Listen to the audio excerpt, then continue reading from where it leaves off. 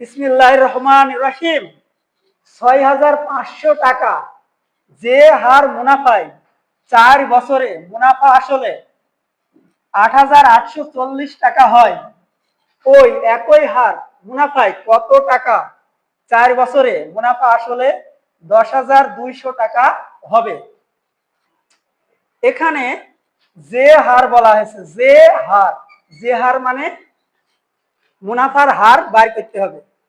আর আমরা জানি যে অঙ্ক করতে হয় হয় দাড়ি পর্যন্ত, না হলে কমা পর্যন্ত। এই জায়গায় একটা কমা আছে, এই পর্যন্ত আমাদের অঙ্ক শেষ করতে হবে বা সমস্যাটি শেষ করতে হবে। তাহলে আগে যে হার আছে, তাহলে মুনাফার হার বের করতে হবে। এখন মুনাফার হার কাকে বলে? ১০০ টাকায় ১ বছরের মুনাফাকে মুনাফার হার বলে। অর্থাৎ ১০০ টাকায় ১ বছরে কয় টাকা মুনাফা হবে সেটা বের করতে হবে। এখন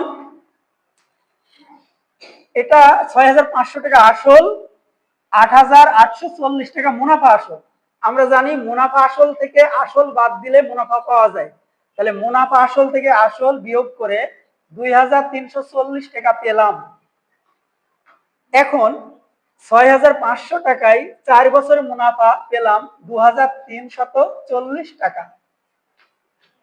সো ১ টাকায় ১ বছরের মুনাফা ইকুয়াল,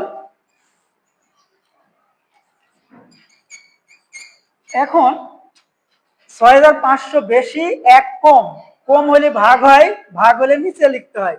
তাহলে ৬৫০০ টাকা নিচে লিখতে হবে। ৪ বছর বেশি ১ কম, কম হলে ভাগ হয়, ভাগ হলে নিচে লিখতে হয়। তাহলে ৪ নিচে।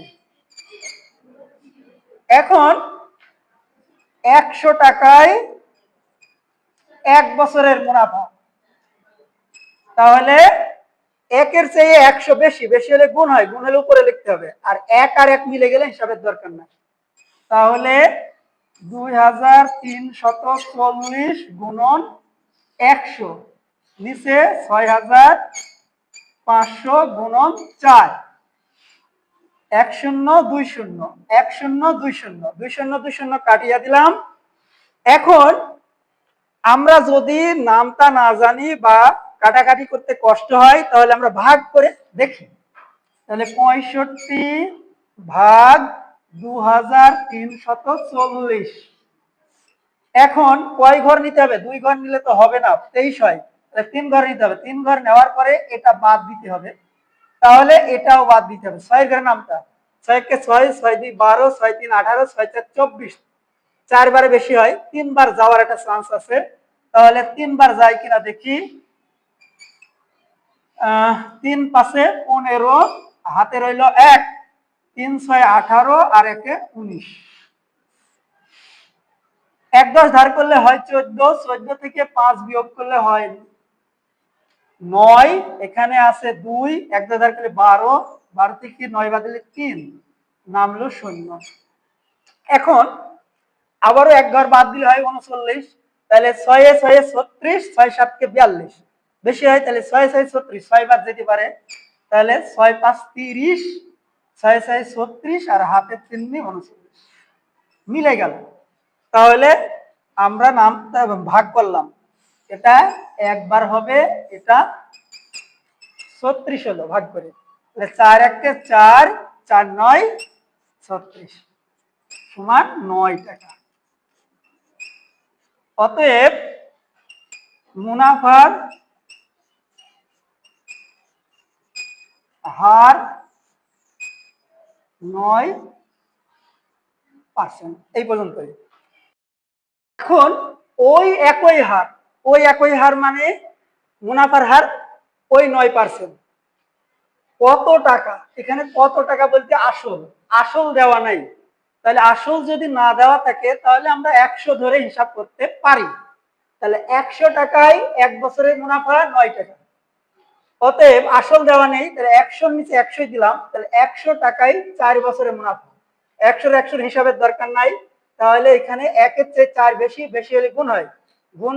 তাহলে ৪ ৯ ৩৬ টাকা মুনাফা আসল। আসল ধরছি ১০০, মুনাফা পেলাম 36, তাহলে মুনাফা আসল 136 টাকা।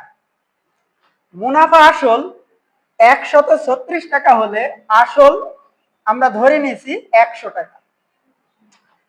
অতএব মুনাফা আসল 1 টাকা হলে, 1 হলে কম, কম হলে ভাগ হয়, ভাগ হলে নিচে দিতে হয়, তাহলে 136 নিচে এত টাকা।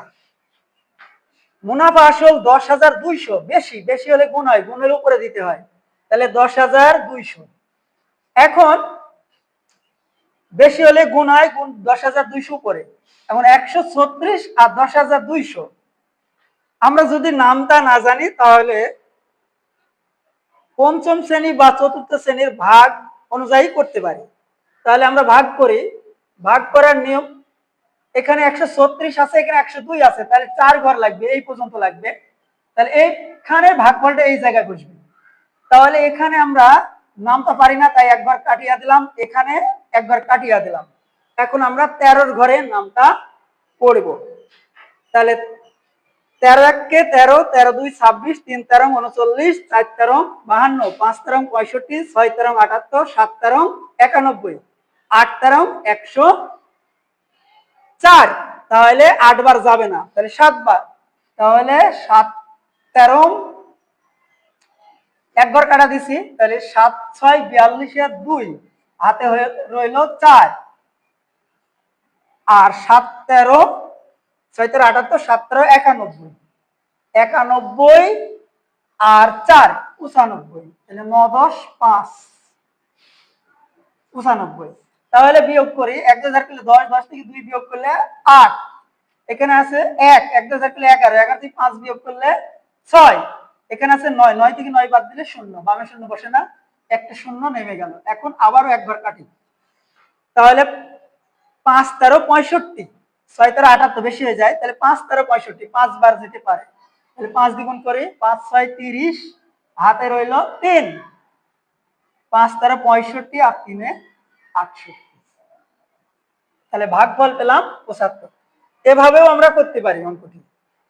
তাহলে আসল আমরা পেলাম 7,500 টাকা। বিষয় হলো সূত্র দিয়েও এই অঙ্কগুলো করা যাবে এবং এভাবেও করা যাবে, যেভাবে সুবিধা হয়। অষ্টম ছেলেমেয়েরা বা ছাত্রছাত্রীরা আপনারা শিখে নেবেন। আমাদের ভিডিও দেখে উপকৃত হলে লাইক কমেন্ট শেয়ার করে দিন এবং আমাদের পাশেই থাকুন।